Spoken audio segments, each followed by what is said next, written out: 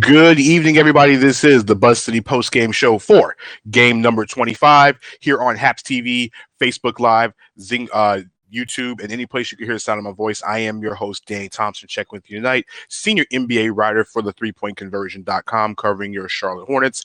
And this is the most comprehensive 20-plus minute postgame show you're going to find anywhere in the United States and across the world.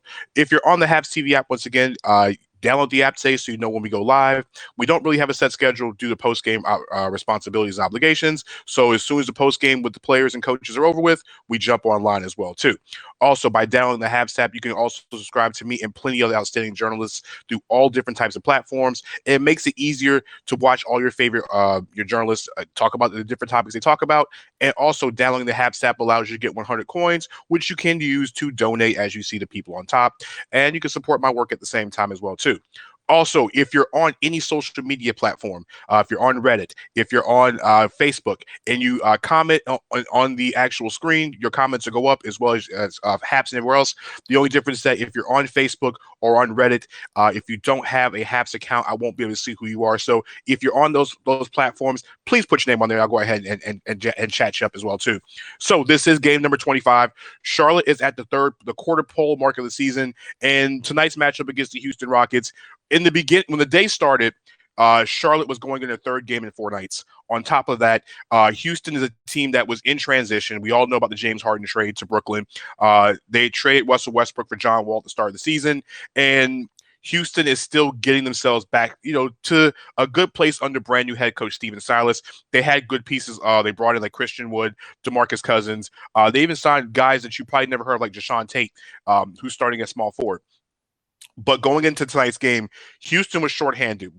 Christian Wood's ankle is going to keep him out for a few weeks. He's literally week to week, so he wasn't going to play against his former team because he was a Hornet at one point. Also, John Wall was held out due to maintenance because they're playing a back-to-back, and so is Eric Gordon.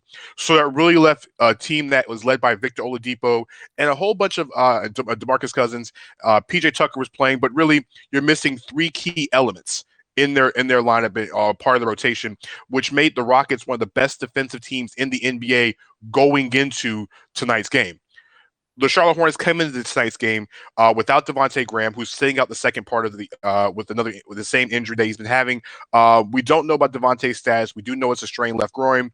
Hopefully, he's available Wednesday when they take on the Memphis Grizzlies, a team that's been has been a house of horrors for the Hornets over the last 2 years. And they went with the same lab they went with yesterday when they blew out the Washington Wizards. So when you look at the game side, you're wondering, okay, so what is Charlotte going to do? How's LaMelo Ball going to act? So let's go ahead and get everything started. And this was a game in the first quarter, in the first half, as we talk about how this game started. Charlotte got off to a good start. LaMelo Ball was in transition early, and they were getting easy baskets. And LaMelo started shooting threes early in the game, and his numbers will affect it, what he did in the first quarter. But LaMelo was launching long 3-pointers, and really Gordon Hayward was penetrating at the beginning. And on the Rockets side of things, you saw Victor Oladipo get off in the first quarter. He had 8. Up and down first quarter, Charlotte pretty much was going back and forth with them. They had a lead just as much as 7 points, but early first quarter leads, there's really not much into it. 32-27 was at the end of the first quarter. Hayward led the team with 6 with LaMelo and Cody Zeller. Oladipo had a game-high 8. And really, it was Houston outside of the 3-point line that was really shooting well. They were 2 for 12 from outside the 3-point line in the first quarter. And Charlotte was actually shooting 500. They should have been up more, but the problem was with Charlotte not being able to get in the transition as much, they couldn't take advantage of PJ Tucker having 3 first quarter fouls. We go into the second quarter, and this has been the quarter of horrors for the Hornets all year long. They're the NBA's worst team when it comes to giving up points in the second quarter. They're the NBA's second worst team in the NBA, averaging right around 31 points a game. The worst team in the NBA, of course, is the Washington Wizards. Tonight wasn't much of a difference. The Hornets gave up 32 points in the second quarter, and as Del Curry always said, if you give up multiple 30-point quarters, this is not how it's supposed to work. The good news is on Charlotte's side of things is they were scoring points in the back end. Miles Bridges came off the bench and gave Charlotte a humongous spark. Malik Monk had a basket as well, too. But Airbnb, we will not refer to them as Airbnb. If you watch the LaMelo Ball press conference post-game tonight, he's not feeling the name Airbnb. controversy. Raphael had brought it up to Miles. Miles liked it. LaMelo's not feeling it too well. We got to come up with a name for the alley combo. But Bridges had 10 points in the quarter, getting it done from downtown. Grab a couple, had 4 rebounds. But that was what Charlotte's side was. But on Houston's side, the damage came from Ben McLemore. McLemore came off the bench. He had 15 points on 5 3-pointers in the quarter, and he was the real reason why the Rockets were still in this game at halftime. Because if you take away McLemore's 15 points on 5 of 6 shooting, the Rockets didn't do too much. And really, 4 of those 3-pointers were from McLemore, and really Houston was just sticking in it. But you knew Charlotte was going to have a stretch of time in the game, and what they've always done is the third quarter has been Charlotte's quarter all season, because they're one of the better third quarter teams in the league. 64-60 is a game at halftime. Hayward and Ball both had 15 points. Ball had knocked down 4 3-pointers. Very, very long 3-pointers, by the way. He missed a couple of shots at the rim, which were un-LaMelo-like. He missed 3 shots inside the paint. But it happens. Big shouts to everybody donating. You saw LA Broadus and Cortland Griffin. I appreciate y'all dropping something to the collection plate tonight. We do appreciate it. And yes, I will get to the comments, like I said, in a few moments when we finish. Talk about the game recap. 64-60 going into the third quarter, and another back and forth affair.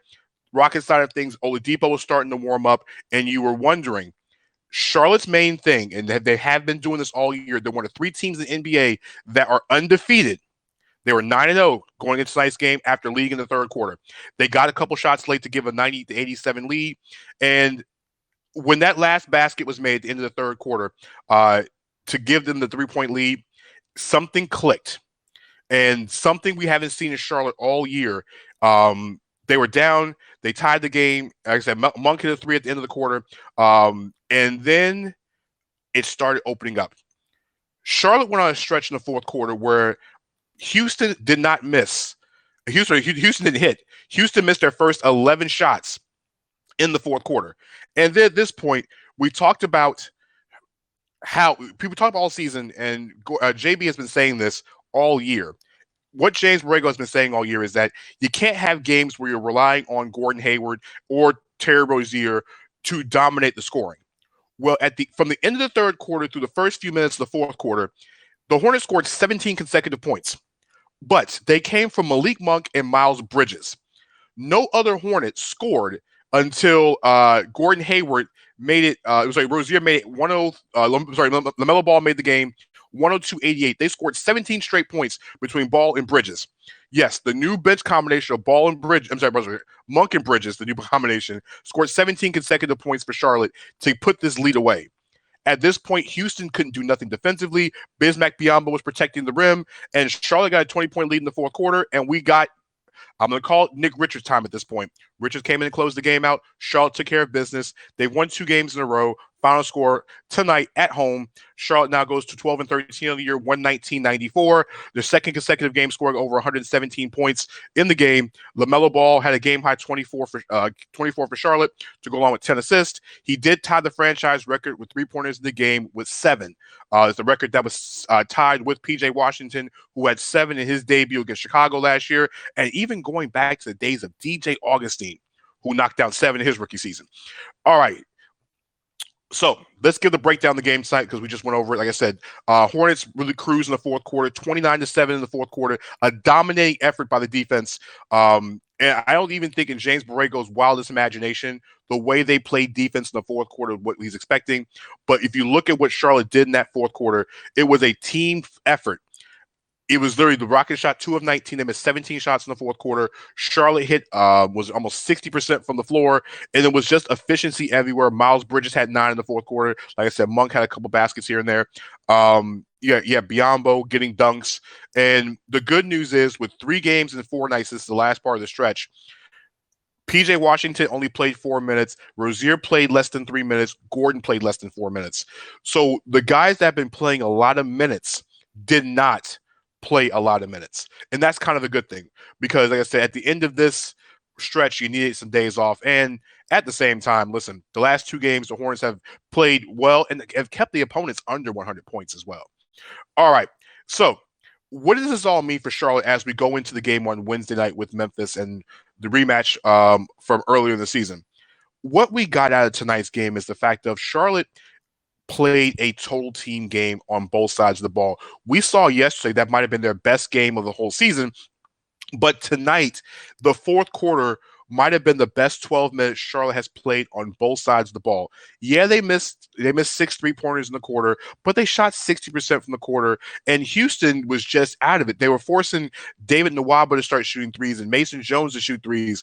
Oladipo didn't do much, and to the dismay of Steven Silas, she's a 3-point game, and the way DeMarcus Cousins was playing, Charlotte had a hard time keeping Cousins away from the post because he had 9 points and 9 rebounds with 3 assists, 3 steals in the first 25 minutes of the game, and Cousins didn't play at all in the fourth quarter. I'm still kind of wondering, maybe it's because of rest, maybe because they're playing tomorrow night, and I'm not sure how the rotations went. It's just that it was kind of weird because Cousins was playing well, and they kind of took him out the game. On Charlotte's perspective and the way the Hornets played, you've got to be impressed with the way the defense has been. Yes, Washington's not very good, and Houston was shorthanded. But when you look at the next 5 games and what Charlotte has to go through, you got Memphis tonight. You have Memphis on Wednesday. You have Minnesota, who's still shorthanded. We don't know if Karl-Anthony Towns will be cleared to play on Friday. You got the Spurs, who've been playing some pretty good basketball, and you got Chicago over the next 4 games. And Chicago and Zach LaVine have been a problem. But the way the Hornets have been playing, even without Devontae Graham, you would really think that Charlotte can win 3 of those 4 games. And when you win 3 of those 4 games, you put yourself right at 500 with the 2 games left before the road trip at home, which is Denver and Golden State. And you really don't know what you're going to get in those 2 games. You don't want to count them as wins. You don't want to count them as losses either. You just don't know because Charlotte all year has played better against teams that are technically, quote unquote, roster-wise better than the Hornets. They play up to the competition. They struggle when it comes to things such as beating teams like Cleveland. No offense to Cleveland, but they struggle against teams they're supposed to beat. Outside of that, if you look at their record this year, the only winning team they have struggled with this year is Philadelphia, and the Sixers have beaten them literally since I was living in Florida. I mean, they've won like 19 straight games over the Hornets. It's been pretty bad. The best part about tonight's game, besides the defense, is the fact of, guess what? Charlotte's on national television. It's the second national TV game of the year. Charlotte's 2-0. They won the game. They won the ball battle in New Orleans a couple weeks ago, and they played NBA television, and the game actually got moved. So Hornets are playing better than what we expect. And also at the same time, you have to give a lot of credit to the defense, the coaching of James Borrego. And on the floor tonight, listen, LaMelo Ball might have had the 4 turnovers tonight, and yes, some of those turnovers were kind of bad because he was, there was one where he tried to pencil in a pass to Miles Bridges that you just normally don't do in some situations. But then, like LaMelo has been doing all year, he makes a pass that you don't even expect. That alley-oop to Miles Bridges, which went through between 3 defenders, 99% of the NBA is not going to catch that, or 99% of the NBA is not going to throw that. Ball throws that. The 24 points, the 10 assists, it's the second. I think he's the second youngest player in franchise history to do it behind took most number of games behind Raymond Felton. So Felton, I think, did it in less games at 24 and 10, 24 points and 10 assists. LaMelo grabbed a whole bunch of rebounds. And listen, I'm not going to lie. Now, I've been hard. If you watch this show, I've been kind of harsh on LaMelo Ball because I was at some point this season, I wasn't ready to give LaMelo Ball the starting role. And there were some times tonight where LaMelo's shot selection was a little shaky. But tonight, LaMelo had his best overall game. Again, it seems like I've been saying this for a while. Take away the 4 fouls. He picked up his 4th foul in the third quarter. He kind of played better with it. Tonight, he was a plus 29. There was not one player that was over a plus 16 for Charlotte, and every player for Houston was negative. LaMelo was a plus 29 on the floor in 31 minutes. That's the type of impact he's had. He's gotten better on team defense. I even asked Coach Borrego this in pregame, where's Melo's defensive touch been? Where has he grown? And he says he's still a work in progress. But what LaMelo is doing defensively is he's getting in passing lanes. We saw when he made a mistake, he got out there and he stripped the ball. And yes, Rodney, this might have been his best overall game because he's getting better and better every game. Even with turnovers and mistakes, he's picking up the defensive things that concepts that's been keeping him on the bench. Listen, tonight LaMelo had, he didn't have a single technical. He didn't have a steal, even though I thought he had one in the fourth quarter. He didn't have one on the stat sheet, but he was deflecting things like here and there. On top of that, you can see the court vision there, and you can see the confidence. Listen, he missed every single shot outside of the 3-point line tonight, but LaMelo's 3-pointers were from all different angles. He hit one from both corners. He hit one, from about 27, 28 feet. So he has a lot of skill to his game, and he's 21 of 40 from the 3-point line in his last 6 games. One of the questions that even I posed when I wrote about LaMelo for Sports Illustrated is that his shot selection can be weird, and we don't know what his 3-point percentage is going to like. Well, 21 of 40 in the last 4 games has kind of proven people wrong. And what it has done is, even though we didn't see much of it tonight, is when he's out there launching 3-pointers and from the range and the depth he's shooting from, you're going to have to defend it. And so what happens? LaMelo gets the basket. There was some plays tonight where LaMelo was doing veteran moves. And when I say veteran moves as a point guard is, there was times where DeMarcus Cousins tried to guard LaMelo one-on-one, and what did LaMelo do? He sized him up and created shots for Gordon Hayward, got to the line. He was doing things that he wasn't doing in the beginning part of the season. It is growth. He's 19 years old, but the good thing is it's something we see different. There's something I watch LaMelo's game that's different every single time. And even for someone who watched LaMelo play all 13 games in Australia last year and even watched some of the games he played in high school, I haven't seen this type of growth. And as JB said tonight, this kid is extremely coachable. He wants to be great. He wants to be great. He works hard. He's the one that's allowed us to practice, the one asking questions. He's taking shots. He's doing everything that you would want a quote unquote franchise player to be doing at this point. And he's only 19 and we're 25 games into this. All right, everybody. So game balls tonight. For this effort, like I said, LaMelo Ball does get the first star of the game tonight. 24 points, which is a game high. 10 assists, 7 rebounds. Just controlled the game. No turnovers in the second half. Played an outstanding game, and he did the best job he could on Oladipo at times. But you can see the fact that he's learning team rotations on defense. Second game ball tonight. Listen.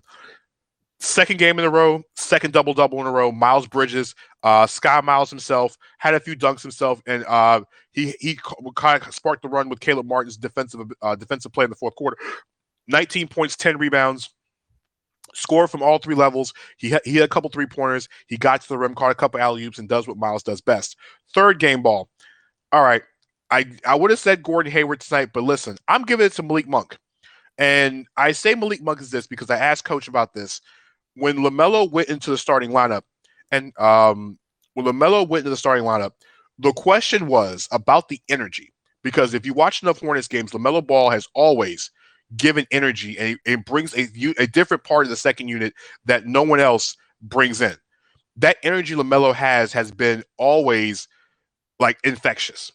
And so LaMelo going into the starting lineup, the real question was who was going to bring the energy that LaMelo brought, because Miles brings his. And what happened? Malik Monk since he's been unleashed, has been bringing a different type of energy. Listen, he has a 44-inch vertical leap. He's got one of the longest wingspans for any guard that's 6'3". He can shoot. He can get hot really quickly. The best thing about about Malik is he's starting to play defense. Malik Monk is starting to play defense. When we last left Malik last season, he was playing some of his best basketball of his career before he got suspended, and we didn't know what to expect.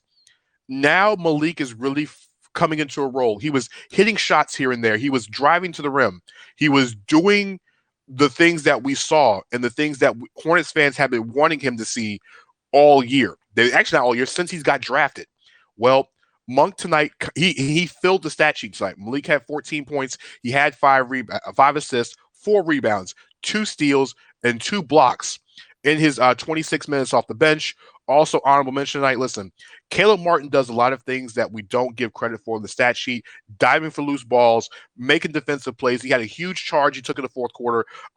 He had the loose ball where he got it to Miles for the easy dunk that led to a fast break. Martin might not do a lot of those things in the stat sheet, but his 7 points as plus 14 was huge. Terry didn't have to shoot as much tonight, 15 points to go along with 4 assists. Like I said, Gordon Hayward, 19 points, 5 rebounds, 4 assists. Cody had a huge game, 10.7 rebounds. And Bismack Biyombo, once again, more energy off the bench and with that rim protection. Listen, 2 huge block shots in the fourth quarter. He had 4 points, 3 rebounds, but they said the 2 huge blocks. And lastly, every Hornet who played tonight, they scored. So, hey, listen, It's pouring for everybody. So it was a great effort. So Charlotte's now 12-13. And let's get into the chat. Let's see what everybody's talking about in the chat tonight, because it looks like it's going pretty well tonight. So all right. So Mike Patton, of course, as usual, freak Nick Richards. Listen, Mike, I told you tonight, this was the time where Nick Richards was going to see playing time. It was these two games, with Houston not having Christian Wood and then Washington incompetently having no centers. It is what it is. Richards, he didn't do anything, but I think he scored 2 points tonight. He was out there. He was showing defensive rotation, and hopefully that might lead to a few more minutes. We'll see what Charlotte does on Thursday. Greensboro does on Thursday. We see Jalen McDaniels and Vernon Carey, but hey, it's Nick Richards finally getting playing time. LA Bros in the chat saying, yes, the Hornets put folks on notice, and they did. I mean, you saw, if you watched the NBA TV broadcast tonight, at the end, you saw Channing Frye and Steve Smith giving credit. You saw Magic Johnson tweeting that the Hornets are an extremely exciting team, and they're a fun team to watch. This is not your grandmother and grandfather Charlotte Hornets, by the way. OD over, I think he's on Reddit. Comment on The Voice. Do have a podcast. I did have one. Thinking about doing it back later on, but I do this, so I don't think I need a podcast. I appreciate the support, though. Cortland Griffin about DeMarcus Cousins. Is the late game tendencies of fouling. But you know what, though? The one thing with DeMarcus Cousins is he's one of the few bigs, and I see your point, Cortland, but he's also one of the few bigs in the NBA that can actually hit free throws. DeMarcus actually shoots like a guard. He might take too many three-pointers for your liking, but he does shoot free throws pretty well for a big. So that's something. I'm not worried about the tendencies. I just didn't like how Steven Silas, speaking on the Hornets perspective, if I'm a Rockets fan, I would not have been happy with the way Steven Silas decided to leave DeMarcus Cousins out in the fourth quarter. I really don't know.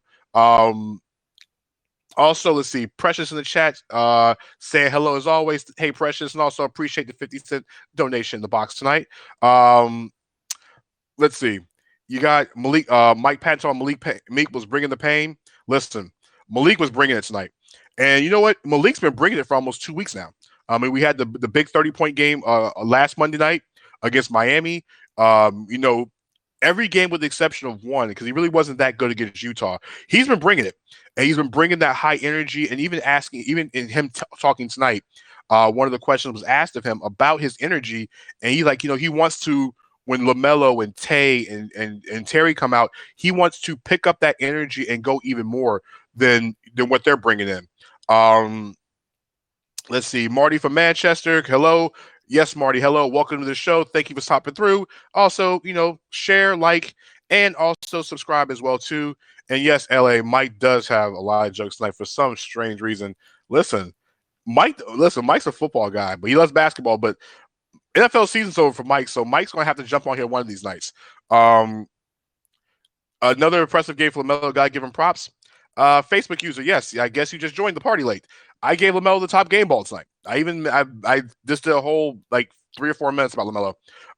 Take a chance to rewind it back, but yeah, I gave LaMelo his props. I mean, he's getting better and better every game, and he's an all-star. So, Lunch, I think Lunchblex over on Reddit. I appreciate that. Take the upvote. I appreciate that. Appreciate the love and stopping through. Cortland question about Devontae Graham. Is he the odd man out? That's a very good question. I can address that right now. So one of the questions that JB took tonight in pregame was about the 3-guard lineup. And one of the funny things about Borrego and his rotations has been all year has been the fact of it's never been consistent. And when I say it's never been consistent, when Charlotte had a chance to run the 3 guards with Ball, Graham, and Rozier, DG got hurt. Devontae got hurt. He got hurt in the second quarter of the first game. They decided to play all 3 of them together in the starting lineup. Then you put Malik in that situation. Malik played well. He hasn't really had a sample size. I think he likes using the 3-guard rotation with him. I think you can see Charlotte got a lot more games with this. I really think the closing lineup, I'm not sure what PJ, I don't know how PJ was doing tonight. He still was moving around a little gimpy. He didn't have the big point total, which is weird because normally Charlotte plays well when PJ's playing well. I think what Charlotte's going to have to do when it comes to finishing games is you're going to have all 3 on the court, which means Ball, Rozier, and Devontae Graham on the court together. Reason being is that because LaMelo Ball is such a good creator and good shot creator for everybody else, and he can get to the rim because guess what? If he's hitting threes, you can't lay off of him. We saw there were times tonight, and he missed one from the corner. They leave him wide open. He's going to knock them down. At some point in the season, if he's still doing this, they're going to have to guard him. You got Devontae Graham, who had 203 pointers last year, and Terry Rozier, who's hitting over 40% from the catch and shoot. We haven't mentioned what Gordon Hayward does at his spot as well, too. You would see those three with Gordon Hayward on the floor. And listen, Miles Bridges might be 6'6", 6'7", whatever you want to give Miles Bridges height-wise. There's very few guys in the league on any size that's going to outleap Miles Bridges. Okay? You can throw Biyombo out there because, listen, you might want to see, you might think it's 4-on-5 on offense, but Biyombo rebounds, or you can go Cody Zeller. It doesn't really matter at this point here. Yes, but what they started in the Utah game is run all three guards with Gordon, and Charlotte was up 24-12 with that lineup, and like I said, then Tay got hurt. So Charlotte hasn't had, and JB hasn't had a chance to even really see what this unit does together, but I think this will now be the closing group in Charlotte. I think with Zeller going in tonight, Cody was averaging almost 9 rebounds a game all season. So he's averaging 9 and 9. You know, if you look at his per 36, is at 15 and 13 a game per 36 for Zeller. So you can have Cody out there setting screens and making things easier. But if you look at it, if that's the closing lineup, you have 3 guys who can really handle the ball. And Devontae is very underrated as a ball handler. He was leading the team in assists earlier on in the season. You got 3 guys who can handle the ball. Tay's a very good shooter. We all know how good Terry is in the catch and shoot. You can look at Devontae's 3-point percentage all you want to, but when you knock down 200 threes in the season, that's a sign of a good shooter. It is what it is. And Gordon Hayward's, I think, is close to 50. It's still 50, 40, 90 from behind the arc. So, and Hayward's mid-range games is phenomenal, by the way. But yeah, I think that's what Charlotte's looking for when it comes to the closing group with those units together. Yeah, listen, XPSU, listen, bro, this is a bop. Watching the Hornets play is a bop. I'm not even going to lie. Charlotte is superly entertaining. They get up and down. LaMelo Ball is someone you have to watch. You have to watch him literally play. If you have not watched him play, listen, this is the time to do it. You see him running in the open court. There's going to be times where he hits players that you don't even expect. There are passes that be made. Like I said, the alley-oop to Miles Bridges tonight, he's only one getting that pass. And on top of that, he caught the alley-oop to Biyombo. I mean, he drove to lane and found Biz at the rim. Like I said, he makes plays in the hustle.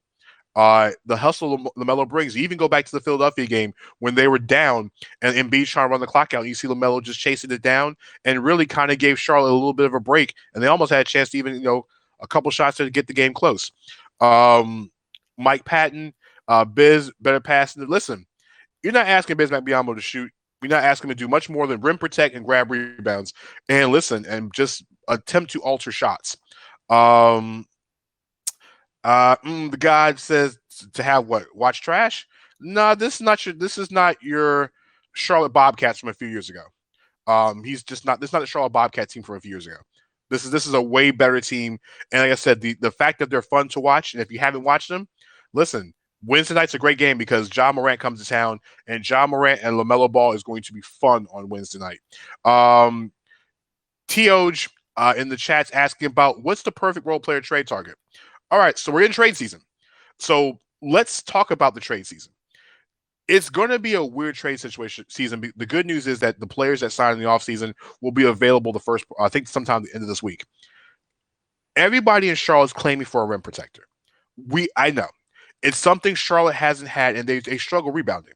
Take away the 58 rebounds against Washington because it's Washington. They set a franchise record. Washington's bad all the way around. So I'm not going to count that as an outlier.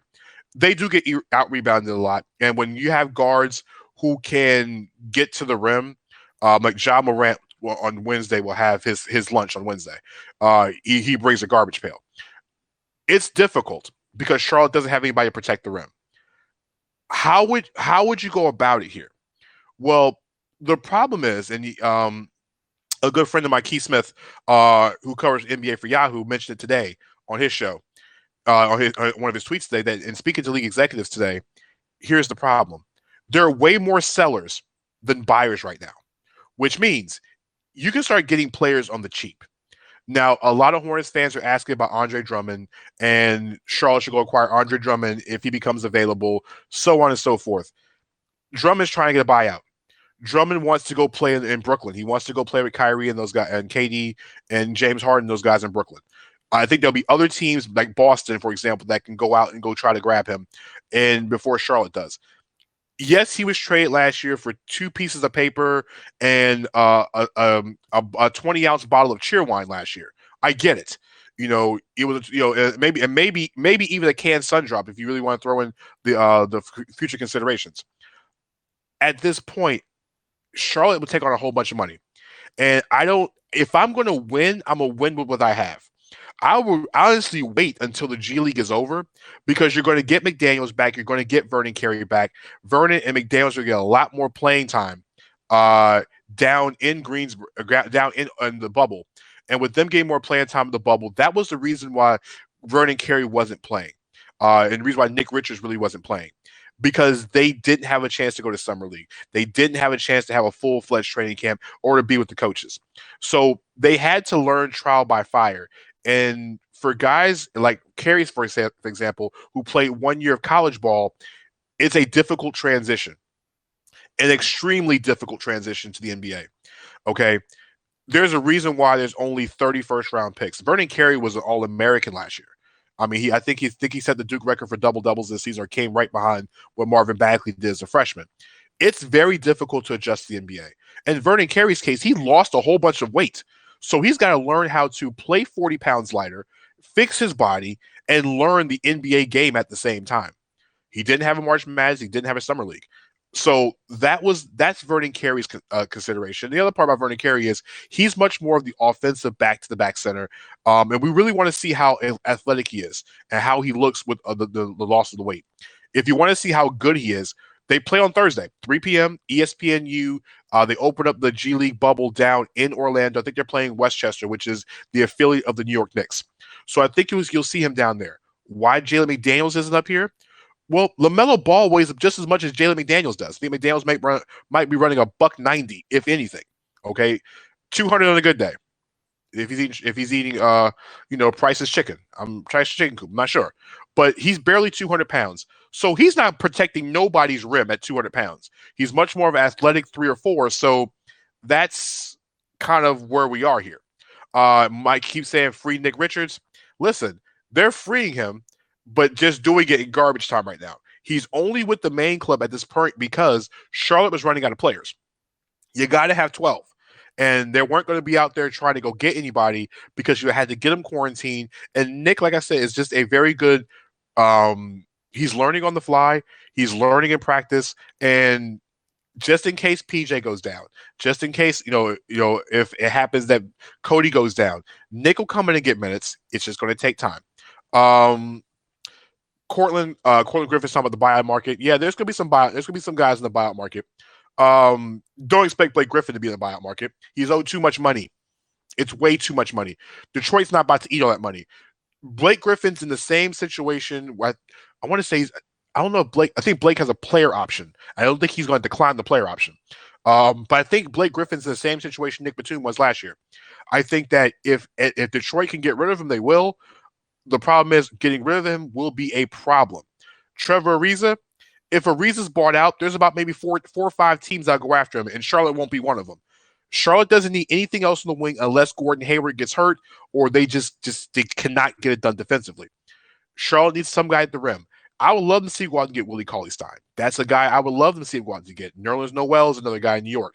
Problem is, with 10 teams going to the playoffs or getting to the play-in game, there are not going to be as many teams getting rid of players at the deadline because everybody has a shot to get to 10. Because once you get to 10, all bets are off. So, I mean, the worst team in the league right now, like I said, we don't know. Miami's one of the 5 worst teams in the league, and guess what? They're going to be there when they're going to be back in the playoff hunt for this is over with. The only team I can see right now that's not in the playoff hunt is Minnesota. And if you look at Minnesota's roster, they're only bad because Karl-Anthony Towns isn't playing. They were going to be bad regardless, but they're just horrible because Towns isn't playing. I don't think they're going to move Naz Reid because I think he could play well next to Karl-Anthony Towns. I mean, you can see maybe Gorgie Deng being bought out. because Valanciunas is healthy. I don't at this point see very many buyout candidates because there's too many teams still in the playoff hunt. I would think as we get towards the end of the month, towards we get to the All-Star game, we might have a little bit more clarity between the moving of pieces. Like New York, for example, went and got Derrick Rose. So I don't think New York is selling anything unless it's a guard anytime soon. Toronto is in the market to go out and go get Drummond. If that's the case, I think Aaron Baines becomes available. I mean, Charlotte wasn't going to go after Alex Len. I'm not big on Jahlil Okafor because he can't defend the paint. I would have loved them to get Tristan Thompson earlier in the offseason, but that didn't happen. So to answer your question, it's just there is no Gorgie Day. Gorgie in Memphis. Like I said, even him being in Memphis, Mike, Valanciunas is back. And remember, they're still getting back. They're still going to get what you call Jaren Jackson back within the next couple of weeks. And Xavier Tillman's been doing really, really well. So they might be the odd man out. Yeah, LA, but here's the thing. The Cavs are going to let Drummond go because Andre's not going to sign long-term, and Jared Allen's their guy long-term. You got to clear some space at the center position. And listen, if you get second-round picks for Drummond at this point, you sell him for cheap and hope that those second-round picks turn to GameStop. Cortland Griffin's talking about Dwayne Dedman. He's a guy that Charlotte could go after. He's not as much of a rim protector as he used to be. He's been shooting more three-pointers since he's left. He was much more of a defensive player in Orlando, really much more of a shot blocker now. You know what? Another name that could be on the market, Orlando's Khem Birch. A guy, like I said, he can protect the rim. Very good pick and roll guy. I watched him play in Orlando for the last couple of years. I think Orlando's going to be sellers for this over with. I don't see them trading Mo Bamba. So, no Hornets fans have been claiming, what about Mo Bamba from Malik Monk? I don't see working the way. I think Orlando is going to trade Vucevic for this over with. Their season's going down the toilet right now. I think Vucevic will be the one to get moved, and Orlando is a complete rebuild next year with all the young pieces and potentially grab some draft picks. All right, everybody. I guess here to talk about the NBA long enough, and wow, I went over 37 minutes tonight. It was only supposed to be 25 tonight. All right, so I appreciate everybody stopping in tonight. The show. I appreciate everybody in the chat. Follow me on Twitter at DannyDANNY number 3 Thompson on Twitter. Check out the YouTube page for 3-point conversion on YouTube. Like I said, the post-game comments tonight from LaMelo Ball, as well as it was LaMelo Ball and I just completely drew a blank. Malik Monk, as well as JB's post-game will be on there on the site with about an hour. Like I said, check us out tomorrow. I don't know if we're going to have practice tomorrow. Definitely be getting ready for Wednesday's game against the Memphis Grizzlies. Speaking of the Grizzlies, listen, this is a team that's going to be a house of horrors for Charlotte. They struggle. Ja Morant has had their number. They played early in the season, and the Grizzlies beat Charlotte in their own building without Ja Morant. Morant was still hurt. Jaren Jackson's not playing either. What Charlotte needs to do tonight on Wednesday is keeping Valanciunas off the boards, because Memphis is a way better team when Valanciunas is getting 18 and 15 and he's playing taps with himself. That means we're going to need Cody Zeller and Bismack Biyombo to literally keep this man off the boards. The good news is the difference between last time and this time is that Charlotte did not have Cody Zeller in the rotation. They were using PJ and they were using Biyombo as a two-man rotation against Valanciunas. At least Cody has a lot more length because he's 7 foot tall. The other thing is Charlotte's going to have to get out in transition. They're going to have to get wide open threes, and they're going to have to force Memphis, who's a little bit longer on the wings. We're talking Dylan Brooks, Kyle Anderson. They're a little bit longer on the wings. You're going to have to force those. You're going to have to get wide open shots. If you have Devontae Graham in the lineup, Charlotte is still undersized in the backcourt. They're more undersized normally because of Graham, and it's going to hurt defensively. Rozier will be guarding Ja Morant as much as possible because you don't want LaMelo or you want Graham guarding Rozier at any point, guarding Ja at any point tonight on Wednesday night.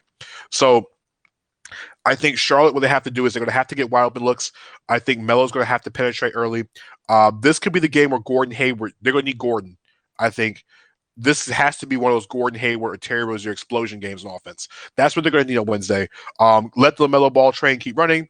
And listen, let's get this team back to 500, and we'll see what they have to do. So, like I said, we'll check you guys out on Wednesday. I appreciate everybody in the chat, all the love. And yes, we did get to our goal for tonight. If you want to drop something in the collection plate, I always appreciate it here. As you saw how Precious is done, you saw what Cortland's done, you saw what LA's done tonight. So I appreciate everybody in the chat. We'll see you guys on Wednesday night for the BuzzCity post game show. Everybody stay safe, and like LaMelo Ball says, go wear a mask. Later.